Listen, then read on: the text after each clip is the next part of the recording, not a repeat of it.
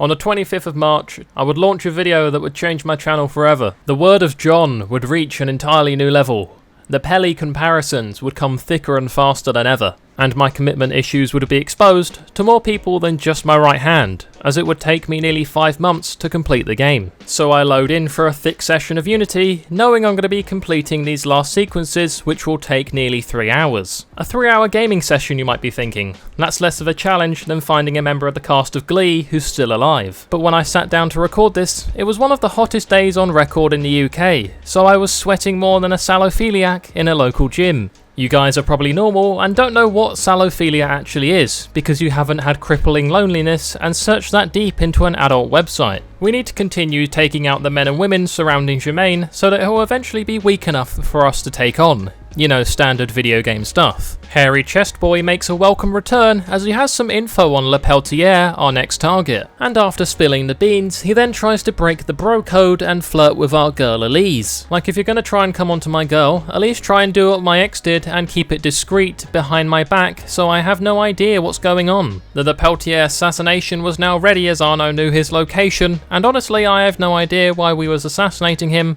I guess that's what happens when you take 5 months to complete a game and forget all of the context and continuity. It's like being out of your child's life for a number of years, to then just randomly turn up one day, walk through the front door and say, "Hi John, how you doing?" To then only find out that they're now transgender and have changed from John to Jennifer. All was going pretty smoothly until Captain Price decided to make his return from the first episode. Who would have thought that in the late 1700s you'd have to be looking out in the windows for Captain Price hurling those flashbangs? So, round 2, and I've equipped Tac Mask this time round, so hopefully those flashbangs will be insufficient. Once inside the premise, we realise that Le Pellier is in a location that's pretty difficult to break into, so we bribe this woman to get someone to open a window using literally every single penny in Arno's bank account, and looking back on it now, there was probably wiser ways to spend our money, but hey, Dave Volker landed on 4 kids in a GTA show like 10, 12, 20 years ago, so what are you going to do about it?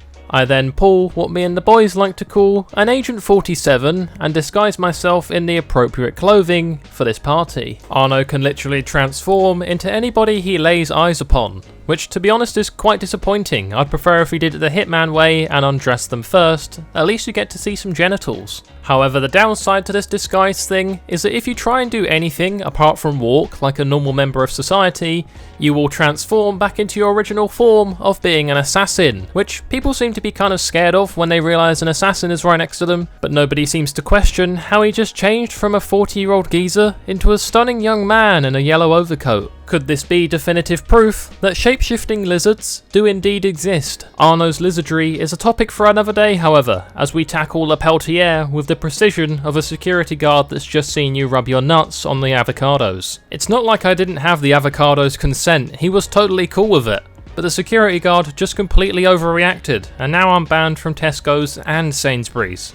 Another messy assassination in the books, which, if you've been watching this series, is to be expected by now. I mean, there's probably more of a chance of Sniper Wolf actually making a good video than there is of me doing an assassination that goes smoothly. Arno meets up with Elise, and it's the day of King Louis' execution. He's about to get his head chopped off, and Jermaine will more than likely be there to watch it happen. So with pretty much all of his friends dead, this was the prime time to go after Jermaine. We drop in to the Assassinate Jermaine mission, and this is incredible. The amount of people loaded into one level is actually mind-blowing, especially for a game that came out in 2014. Maybe if Ubisoft hadn't spent as much time stroking themselves about how many NPCs were loaded in, and actually did a quality check on this game, it wouldn't have been broken upon launch and have the awful reputation that it has to this day. But hey, I guess Ubisoft's higher-ups' priorities landed on harassing women rather than making a good quality game.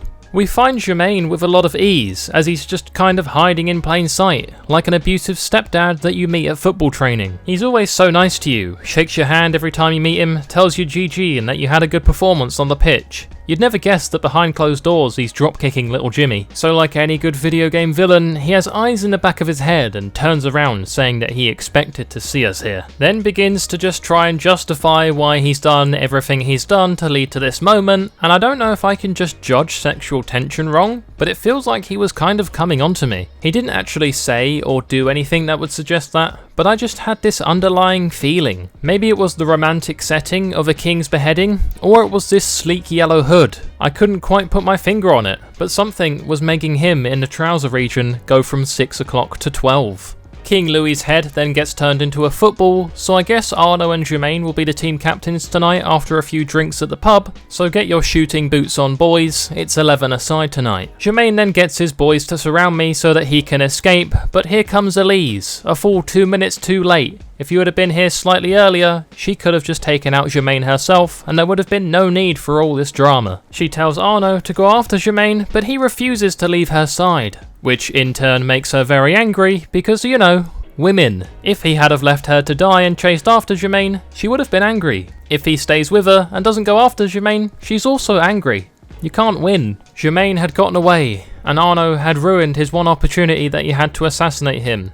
Elise was angry, so there was no prayer for John on the table tonight. And all of this left Arno feeling more useless than an asexual's genitals. At least he still has the brotherhood though, right? Wrong. They also proceed to cut off all ties with Arno like an upper-class white family who's just found out that their firstborn is addicted to the crack pipe. Apparently Arno was too obsessed with his own personal vendetta and was being an embarrassment to the brotherhood. So after Arno had lost everything close to him within the space of 5 minutes, it was a real test of his character. The options were pick up a bottle and suppress his feelings, or kick the chair while hanging from his chandelier. Judging by the way Arno is hanging out of his own arse, I would say that he chose the drinking method. However, last night, when he was out drinking alone, because depression, he lost one of his most prized possessions. No, it wasn't a pair of Elise's underwear, it was the pocket watch his father gave him when he was a young boy. So, hungover and feeling worse than a prosy who was the last one out of all of their friends to be picked up, Arno retraces his steps from the night before and realises that his pocket watch has gotten into the hands of a couple of Templars. They're actually currently gutting the palace where Monsieur de la Serre was assassinated, so it will be nice for Arno to go back there and rekindle some old memories. So, after clearing out the Templars and a little bit of PTSD later, he still can't find his pocket watch. That is, until he finds the one and only Elise. She had it safe and secure for him, and hopefully kept it warm tucked under her breast. She's all like, Paris is pretty whack with Germain in control, and the Templars don't even be vibing. But Arno says it's not his problem. However, Elise then gives him the old, come on mate, that shirt that you're wearing isn't even washed with super sensitive non-bio fabric softener.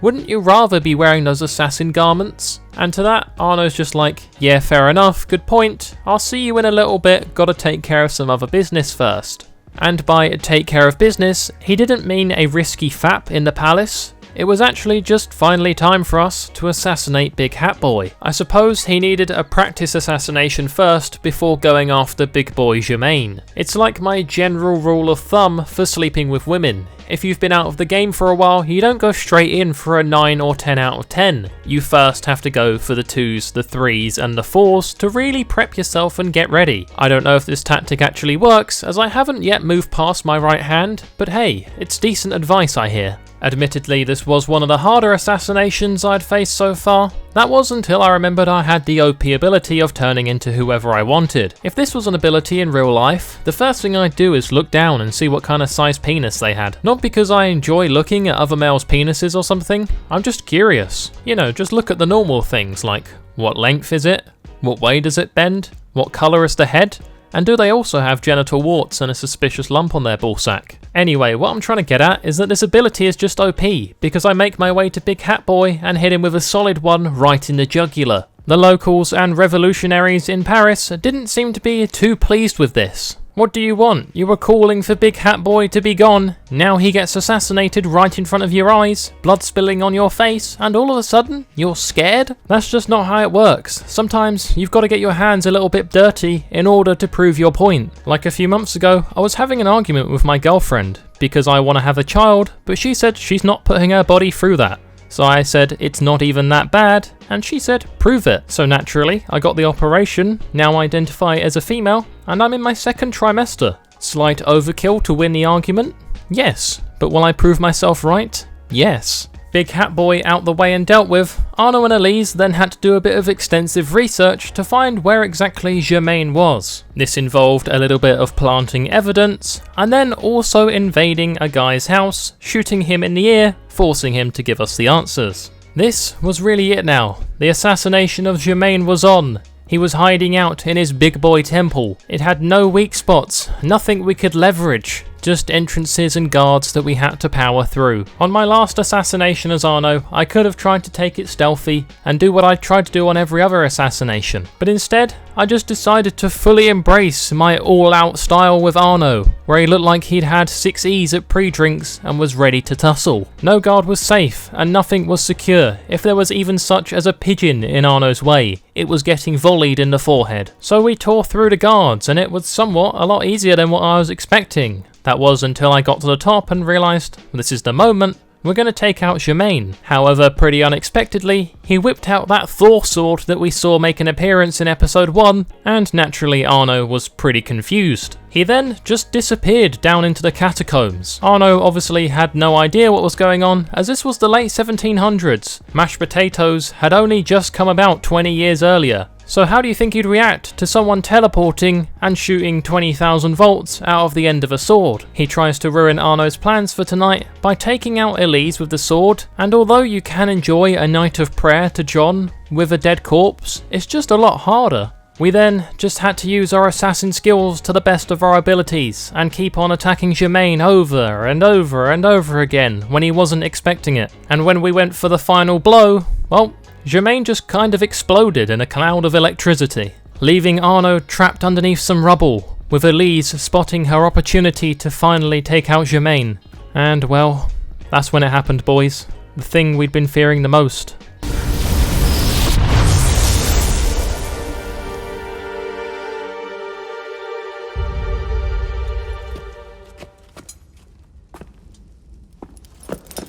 Elise! Elise! Elise! Elise! That was it. Elise was gone and our night of prayer with John was ruined. She could still join us, but it would just never be the same as a real warm human body. And well, after that, Germain was on the floor and it was finally his time to go.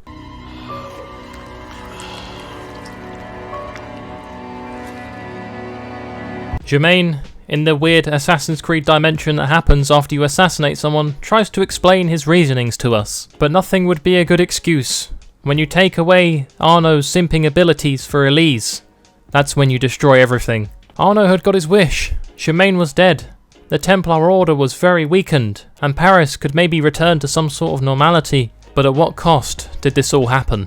And while this outro scene is playing, I just really quickly want to say thank you to everybody who has supported this series. When I posted the video of I bought Assassin's Creed Unity in 2020, I wasn't expecting much. The video got 100 views in a day, and I was proud of that. It was one of the best performing videos on my channel. But I would never have predicted it to have 100,000 views nearly 5 months later. This series really did blow up my channel and take it to an entire new level, and it's just something that I never could have seen coming. Thank you guys so much. You have all been so kind and so supportive throughout this entire series. I never thought Assassin's Creed Unity would be the game that would take my channel to an entirely new level, but what do you know? Here we are. Thank you to everybody who has watched this series, whether you've supported it by leaving a like or a comment, subscribed to my channel and found me through it, whatever it may be, I really appreciate you all, and I never could have seen this turning into what it has today. Assassin's Creed Unity will now always hold a special place in my heart, just for what it's done for everything on YouTube. Thank you guys so much. I really do appreciate all the support on this series, and I hope that you loved this little adventure as much as I did. A big thank you as always to those of you who have decided to click the join button and become a member of the channel. Thank you guys so much for watching, and I will see you all in the next one. Bye-bye. I just want to give a huge shout out to my motherload Voiy Boys and above, Gerardo Cruz, Walls of Valhalla, Bjorn van den Hatter, Charlie Waldock, Ghost Warrior 38, and Voy is Gay. Thank you for your support, guys.